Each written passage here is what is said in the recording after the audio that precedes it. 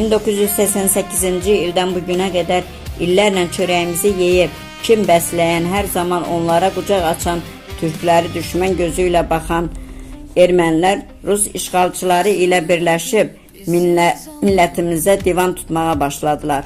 Həmin illərdən Ağdamlılar mübarizəyə qoşuldular. Ağdamların güc, qüvvətinə hamı bələd idi.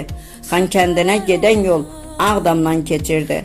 Buna görə də Ağdamlardan çox şey gözlənilirdi. Ağdamın igidləri bu illərdə çox qəhrəmanlıqlar göstərdi. Ən çox ağırlıq Ağdamların igidlərinin üzərinə düşürdü. Məhz 1990-cı illərdə 94-cü ilə kimi Ağdamın Əlmədədli kəndi Xaçın çayının üzərində yerləşən bu kəndin oğulları silaha sarıldılar. El obanı qorumağa çalışırdılar. Kənd sakinləri hamısı növbə tuturdular. Edilovlar bir nəfər kimi döyüş meydanına atıldılar. Dəmir ləqəbi ilə tanınan milli qəhrəmanımız Yılmar Edilov döyüşün önündə idi. Qardaşı Əşrəf Adil, 4 oğlu, əmsi oğlu Rasim onun sağ qolu idi. Əşrəf isə ədliyyədə məsul işçilərdən biri idi. O ərzəsi ilə işdən çıxıb döyüş meydanına atılmışdı. Bütün edillilər qoçaq döyüşkən oğullar idi. Dillərdə dastan olan igid qəhrəmanımız Yılmar Edilovun yoldaşı onunla çiyin-çiyinə döyüşürdü.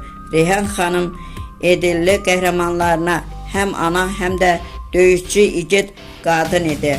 Azərbaycanın hər yerindən bu batalyona əskərlər göndərilirdi. Yılmar axşamlar kəşfiyyatçı olaraq düşmənlərin yerlərini tapırdı. Gündüz isə həmin yerlərə zərbələr indirirdilər. Yılmar kimi igidlərimizə dastanlar, neçə kitablar yazılsa da hələ də onun igidliyini tam tərənnüm edə bilməyiblər.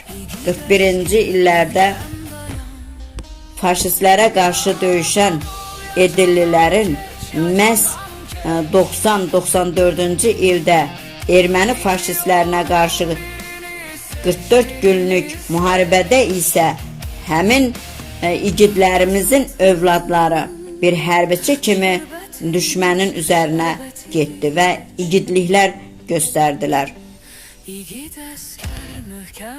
Burada yalnız edillilərin soyadını daşıyan qəhrəmanlarımız toplanıb. Bibioğlu, dayıoğlu bunlar isə burada toplanmayıb. Yəni deməyimiz odur ki, edillilərdən 34 nəfər məhz 94-cü illərdə müharibəyə də iştirak edib. Müharibənin ən dəhşətli və silahsız olan dövründə onlar qəhrəmancasına torpaqlarımızı qoruyublar. Şəhid olan igidlərimizə Allahdan rəhmət, Yılmar Edilov başda olmaqla məqamları uca, məkanları cənnət olsun deyirik. Qazilərimizə Allahdan can sağlığı diləyirik. Veteranlarımızla bərabər.